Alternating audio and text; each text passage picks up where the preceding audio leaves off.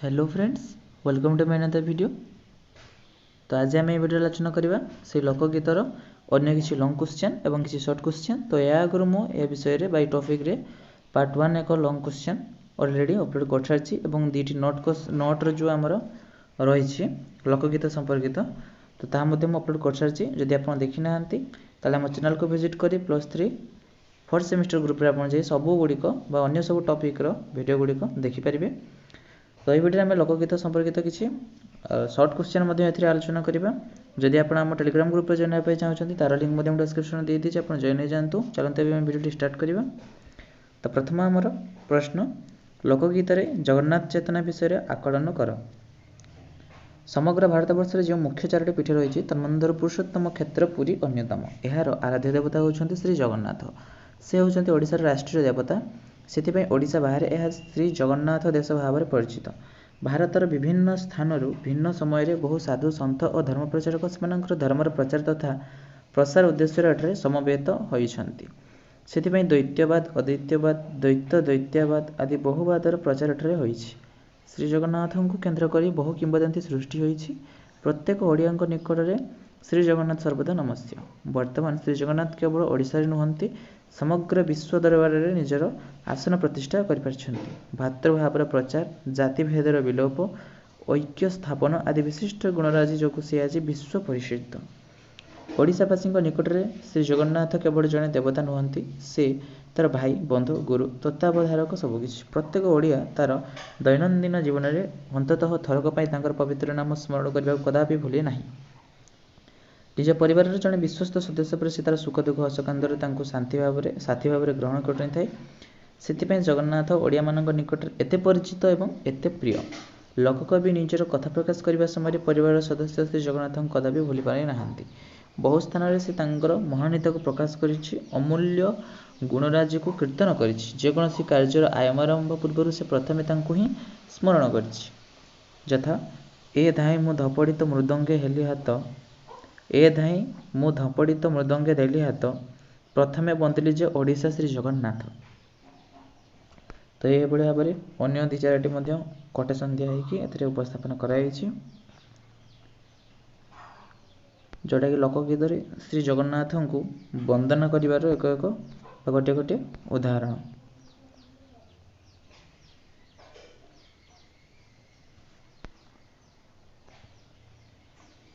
तो यहाँ पे आम आलोचना करवा शिशु गीतिका संबंध में आलोकपात। तो ओडिया ग्राम्य गीत अनेक शिशु गीतिका स्थान पाई। शिशु मान खुआइबा शुआइबा गाधैबा एवं अझटिया शिशु को बुझाइबा उद्देश्य एसबू गीत उद्दिष्ट। नारी कंठर एसबू गीत शुणी शुणी शुणी शिशु बध हो जाए।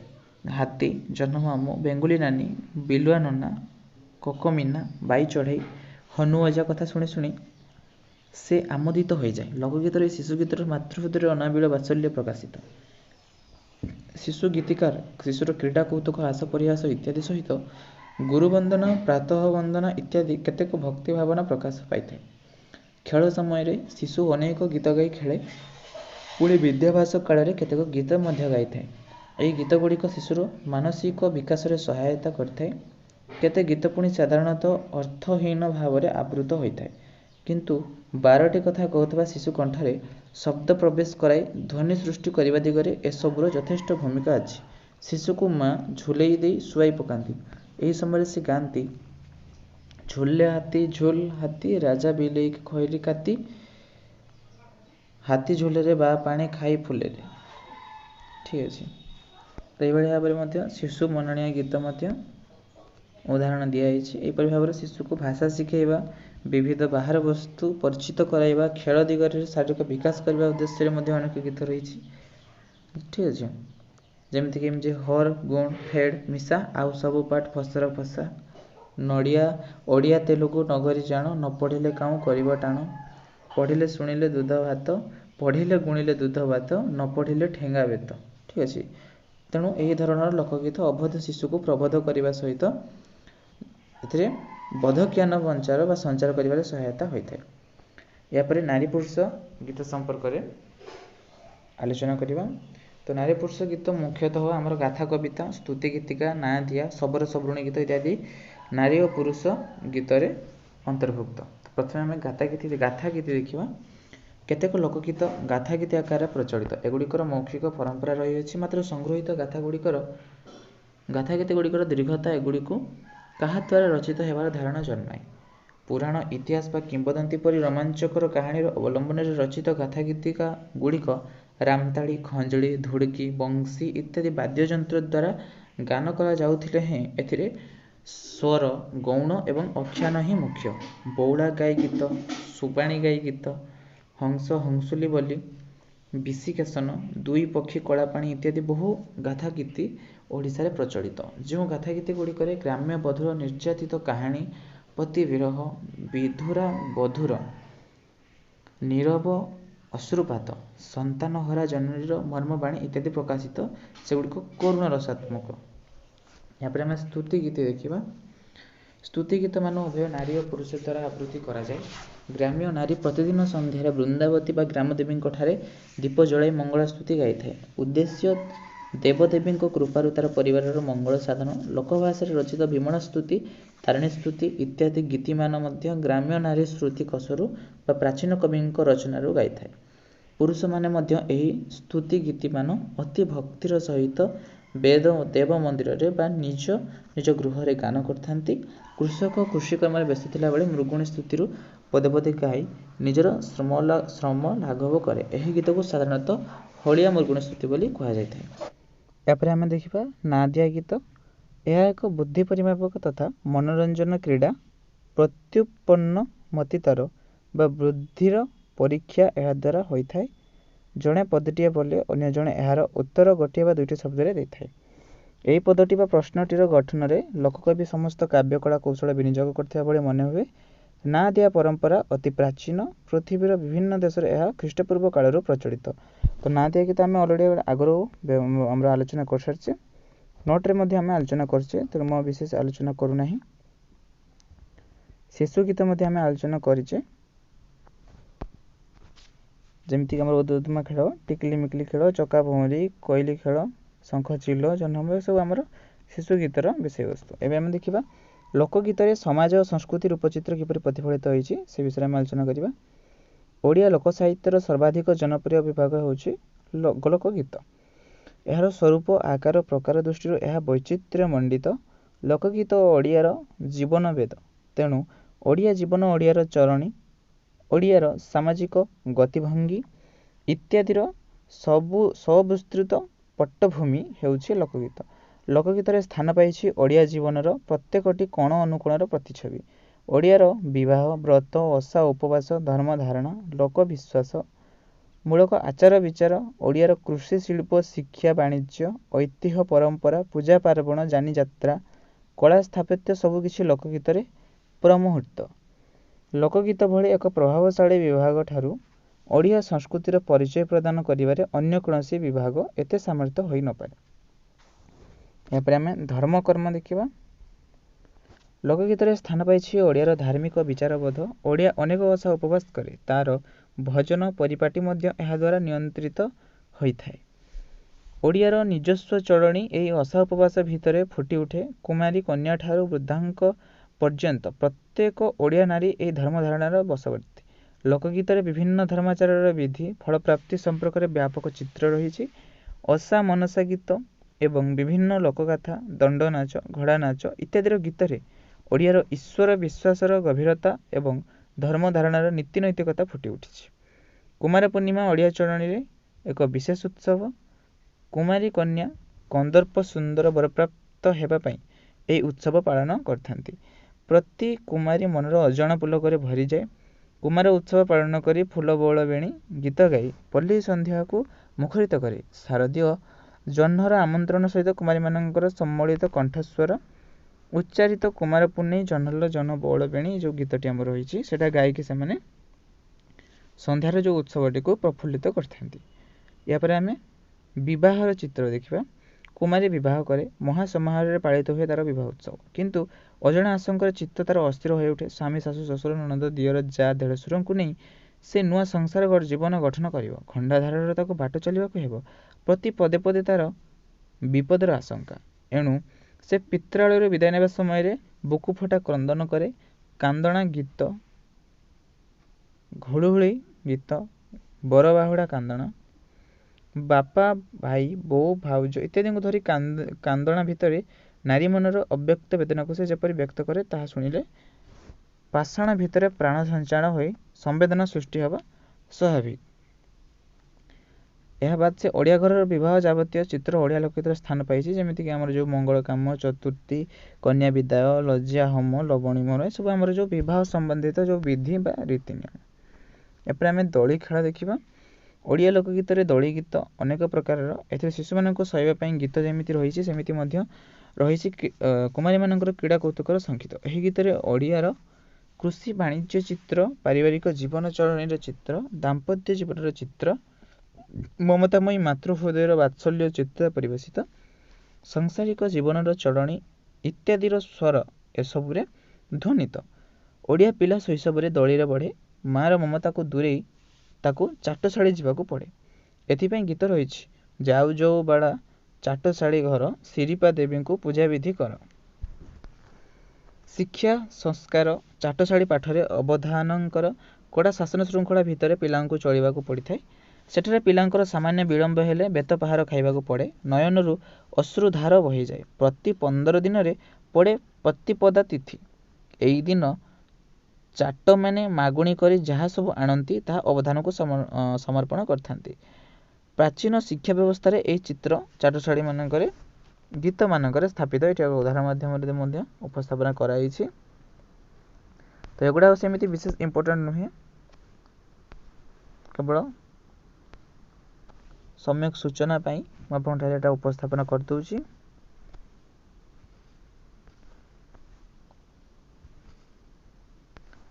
ତ ଏଗୁଡ଼ାକୁ କେବଳ ପଏଣ୍ଟ ଗୁଡ଼ିକୁ ଆପଣ ଯଦି ମନେ ରଖିବେ, ଆରାମସେ ଏଗୁଡ଼ାକୁ ନିଜ ଭାଷାରେ ହିଁ ଥୋଇ ଦେଇପାରିବେ। ଏଥିରେ ପ୍ରସ୍ତୁତ ହେବାର ସେତେ ବଡ଼ କିଛି ଅସୁବିଧା ନାହିଁ, କାରଣ ଯାହା ଆମେ ଦୈନନ୍ଦିନ ଜୀବନରେ ପ୍ରତ୍ୟକ୍ଷ ଭାବରେ ହିଁ ଆମେ ଅଙ୍ଗେ ଲିଭେଇଥାଉ, ସେଇଗୁଡ଼ିକୁ ହିଁ ଏକ ସାହିତ୍ୟିକ ଭାଷାରେ ଉପସ୍ଥାପନ କରିବେ। କେବଳ ମୁଖ୍ୟତଃ ଏଇ ଯେଉଁ କୋଟେସନ୍ ରହିଛି, ତ 2-4ଟି କୋଟେସନ୍ ପ୍ରତ୍ୟେକ ପଏଣ୍ଟର ଆପଣ ମନେ ରଖିବାକୁ ହେବ, ଯାହାଫଳରେ ଯେ ପ୍ରତ୍ୟେକ ପଏଣ୍ଟକୁ ଆପଣ ଅକ୍ତିଆର କରିପାରିବେ ବା ତାକୁ ଆୟତ୍ତ କରିପାରିବେ। ଠିକ୍ ଅଛି।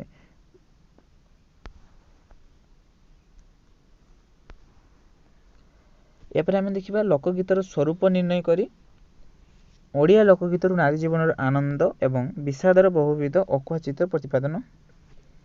ଲୋକଗୀତ କେତେକ ମୁଷ୍ଟିମେୟ ଲୋକଙ୍କର ସୃଷ୍ଟି, ତେଣୁ କୌଣସି ଦଳର ବା ସମ୍ପ୍ରଦାୟର ରଚନା ବୋଲି କହିବା ଭ୍ରମାତ୍ମକ। ଗ୍ରାମାଞ୍ଚଳରେ ଅନେକ ଅଶିକ୍ଷିତ ଅଥଚ ବିଚକ୍ଷଣ ବୁଦ୍ଧିସମ୍ପନ୍ନ ଲୋକ ଦେଖାଯାନ୍ତି। ସେମାନେ ସାଧାରଣତଃ ଗରିବ ଅଥଚ ପ୍ରତିଭାବାନ। ଏହିପରି ଲୋକେ ହିଁ ମୌଖିକ ସାହିତ୍ୟର ସ୍ରଷ୍ଟା। ବ୍ୟକ୍ତିଗତ ଭାବରେ ସେମାନେ ମୁହେଁ ମୁହେଁ କବିତା ରଚନା କରିଥିଲେ ମଧ୍ୟ ସମଗ୍ର ଭାବରେ ଦେଶୀୟ ଚିନ୍ତାଧାରା ଓ ମାନସିକତାକୁ ଅଭିବ୍ୟକ୍ତି ପ୍ରଦାନ କରିଥାନ୍ତି। ନିଆଁ ଯେପରି ଚାଳ ଛପର ଘର ପାଖକୁ ପାଖେ ସଞ୍ଚାରିଥାଏ, ଠିକ୍ ସେହିପରି ଗ୍ରାମ କବିଙ୍କ ଏ କବିତା ଗଳ୍ପ ସବୁ କାଳକ୍ରମେ ମୁହଁରୁ ଆଉ ଜଣେ ମୁହଁକୁ, ଗାଁକୁ, ଜିଲ୍ଲାକୁ, ଶେଷରେ ସମଗ୍ର ପ୍ରଦେଶକୁ ବ୍ୟାପି ଯାଇଥାଏ। ହୃଦୟର ଅବତାରିତ ଭାବକୁ, ବ୍ୟକ୍ତିଗତ ପ୍ରେମ ଓ ବିରହକୁ ଏବଂ ସ୍ୱକୀୟ ଅନୁଭୂତିକୁ ସେ କେବଳ କବିତା ଆକାରରେ ଗାଇଯାଆନ୍ତି। ଏହା ମୁହେଁ ମୁହେଁ ଜୀବନଠାରୁ ଅନ୍ୟ ଜଣ ପାଖକୁ ଚାଲିଯାଏ। ବେଦମନ୍ତ୍ର ଭଳି ଯୁଗ ଯୁଗ ଧରି ଏହା ଲୋକମୁଖରେ ଚଳୁଥାଏ। ଲୋକଗୀତର ଅଜ୍ଞାତନାମା କବି ସମ୍ପୂର୍ଣ୍ଣ ବିସ୍ତୃତ। ଗୀତ ଗାଇଲା ବେଳେ କେହି କେବେ ଭ୍ରମରେ ସୁଦ୍ଧା ତାଙ୍କୁ ସ୍ମରଣ କରେ ନାହିଁ। ଓଡ଼ିଆରେ ରଚିତ ହୋଇଥିବା ଅସଂଖ୍ୟ ପଲ୍ଲୀ କବିତା ଓ ଗଳ୍ପ, ପ୍ରବାଦ, ପ୍ରବଚନାଦି ଓଡ଼ିଆ ଭାଷା ବିକାଶ ପ୍ରାଥମିକ ଯୁଗର କୃତି ବୋଲି ନିଃସନ୍ଦେହରେ କୁହାଯାଇପାରେ।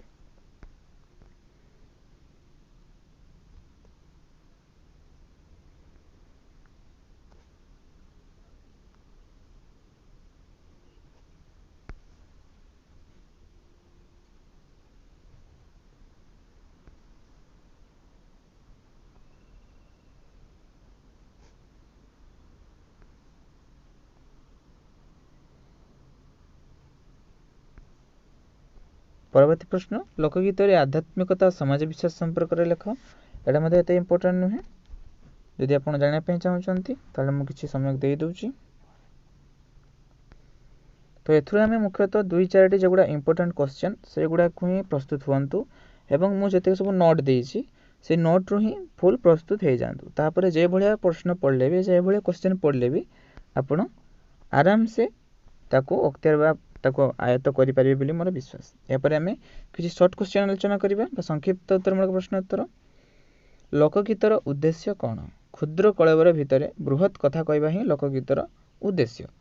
ନାଁ ଦିଆ ଗୀତ ସମ୍ପର୍କରେ ସଂକ୍ଷେପରେ ଲେଖ। ଏଇଟା ଇମ୍ପୋର୍ଟାଣ୍ଟ ଅଛି। ଗୀତ ଓ ସଙ୍ଗୀତର ତାଳେ ତାଳେ ଜଣେ ଆଉ ଜଣଙ୍କୁ ପ୍ରଶ୍ନ ପଚାରି ଅନ୍ୟ ଜଣେ ତାର ଉତ୍ତର ପ୍ରଦାନ କରେ। ଏହାକୁ ନାଁ ଦିଆ ଗୀତ କହନ୍ତି। ଏଥିରେ ଗଦ୍ୟ ଓ ପଦ୍ୟର ଏକ ମିଳିତ ରୂପ ଦେଖିବାକୁ ମିଳିଥାଏ। ନାଁ ଦିଆ ଗୀତ ବିଭିନ୍ନ ପରିବେଶରେ ସୃଷ୍ଟି ହୋଇଥାଏ। ନାଉରିଆ ଗୀତ ସମ୍ପର୍କରେ ସଂକ୍ଷେପରେ ଲେଖ। ନାଉରିଆ ମାନେ ନଦୀରେ ନାଁ ପେଲି ଦେଇ ଯାତ୍ରୀମାନଙ୍କ ମନରେ ଆନନ୍ଦ ସୃଷ୍ଟି କରିବା ପାଇଁ ନାଁ ବୋଲି ଦେଇ ବିଭିନ୍ନ ପ୍ରକାର ମନଫୁଲାଣିଆ ଗୀତ ଗାନ କରିଥାନ୍ତି। ଏହା ହିଁ ନାଉରିଆ ଗୀତ। ପୁଚି ଖେଳ ସମ୍ପର୍କରେ ସଂକ୍ଷେପରେ ଲେଖ। ତ ପୁଚି ଖେଳ ଦୁଇ ଭାଗରେ ବିଭକ୍ତ, ଗୋଟେ ଠିଆ ପୁଚି ଆଉ ଗୋଟେ ବସା ପୁଚି। ଏହି ପୁଚି ଖେଳ ସମୟରେ ଝିଅମାନେ ବିଭିନ୍ନ ଗୀତ ଗାଇ ପ୍ରତିଯୋଗୀମାନଙ୍କୁ ଉତ୍ସାହିତ କରିଥାନ୍ତି। ପୁଚି ଖେଳ ବେଳେ ସେମାନେ ମଧ୍ୟ ଗୀତ ଗାଇଥାନ୍ତି। ତ ଶିଶୁ ଗୀତ କାହାକୁ କୁହାଯାଇଥାଏ?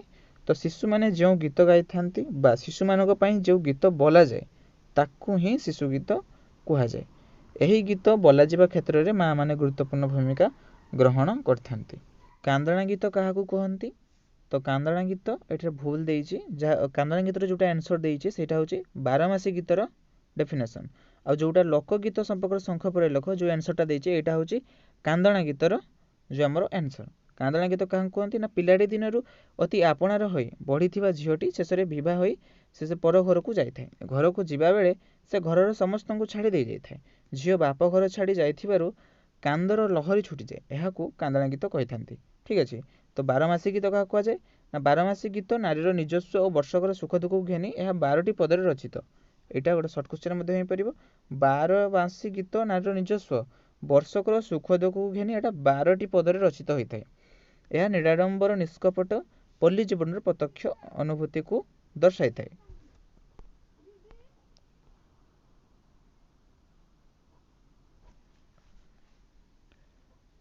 ଏହାପରେ ଲୋକଗୀତ ସମ୍ପର୍କରେ ସଂକ୍ଷେପରେ ଲେଖ। ତ ଲୋକଗୀତ କ'ଣଟା ହେବ? ଯାହାର ଆନ୍ସର ଦେଇଛି ସେଟା ହେବନି। ତ ଲୋକଗୀତ ସଂକ୍ଷେପରେ ହେବ ଯେଉଁ ଗୀତ ବା ଯେଉଁ ଗୀତି ଯେଉଁ ଆମର ଗୀତର କୌଣସି ଏକ ନିର୍ଦ୍ଦିଷ୍ଟ ଲେଖକ ନଥାନ୍ତି ବା ଏକ ପଣ୍ଡିତ ଠାରୁ ମୂର୍ଖମାନଙ୍କ ପର୍ଯ୍ୟନ୍ତ ଯେଉଁ ଗୀତକୁ ସମସ୍ତେ ବୁଝିପାରନ୍ତି, ଗାଇପାରନ୍ତି ବା ଲୋକରୁ ଲୋକଙ୍କ ମୁଖକୁ ପ୍ରଚାର ଏବଂ ପ୍ରସାରିତ ହୋଇଥାଏ, ସେଇ ଗୀତକୁ ହିଁ ଲୋକଗୀତ କୁହାଯାଇଥାଏ। ଠିକ୍ ଅଛି। ଏହାପରେ ଦୋଳି ଗୀତ କେତେବେଳେ ଗାନ କରାଯାଇଥାଏ? ଦୋଳି ଗୀତ ରଜ ପର୍ବରେ ଗାନ କରାଯାଇଥାଏ। ରଜ ପର୍ବରେ ତରୁଣୀମାନେ ନିଜକୁ ଦୋଳି ଖେଳରେ ନିୟୋଜିତ କରିଥାନ୍ତି। ପରସ୍ପର ପ୍ରତି ପ୍ରେମାସକ୍ତ ଯୋଗୁଁ ପରୋକ୍ଷ ଭାବରେ ଇଙ୍ଗିତମୟ କାବ୍ୟ ବିନିମୟ କରିଥାନ୍ତି। ମହିଷିଆ ଗୀତ ସମ୍ପର୍କରେ ସଂକ୍ଷେପରେ ଲେଖ। ତ ମହିଷୀମାନଙ୍କର ଜଗାର ଖବର ସମୟ କଟିଯାଏ ମହିଷୀ ଆଳର ଗଠରେ। ଗଠରେ ମହିଷୀ ଜଗିବା ସମୟରେ ତାର ଘର କଥା ମନେ ପଡ଼େ। ସ୍ତ୍ରୀ ପିଲା ଛୁଆ ପରିଜନମାନଙ୍କ କଥା ସୁମରଣା କରି ସେ ଗୀତ ଗାଏ। ପୁନଶ୍ଚ ମହିଷୀ ଲାଙ୍ଗୁଡ଼ ଧରି ନଈ ପାରି ହେବା ବେଳେ ତା କଣ୍ଠରୁ ଗୀତର ସୁଅ ଛୁଟେ। ଏହାକୁ ମହିଷିଆ ଗୀତ କହନ୍ତି। ତାପରେ ସୁହାରୀ ଗୀତ ସମ୍ପର୍କରେ ସଂକ୍ଷେପରେ ଲେଖିବା। ବିବାହ ପରେ କନ୍ୟାକୁ ତା ଶାଶୁ ଘରକୁ ନେବା ସମୟରେ ସୁହାରୀର ଆବଶ୍ୟକତା ପଡ଼େ। କାନ୍ଦଣା ସାରି କନ୍ୟା ସବାରିରେ ବସିବା ପରେ ସୁହାରୀମାନେ ସବାରିକୁ କାନ୍ଧେଇ କାନ୍ଧେଇ ଶାଶୁଘର ଗ୍ରାମ ଅଭିମୁଖେ ନେଇଥାନ୍ତି। ଦୂର ପଥ ଅତିକ୍ରମ କରିବା ସମୟରେ ପଛ ପାଖରେ କାନ୍ଦିଥିବା ଲୋକ ଆଗ ବାଟ ଦେଖିପାରନ୍ତି ନାହିଁ।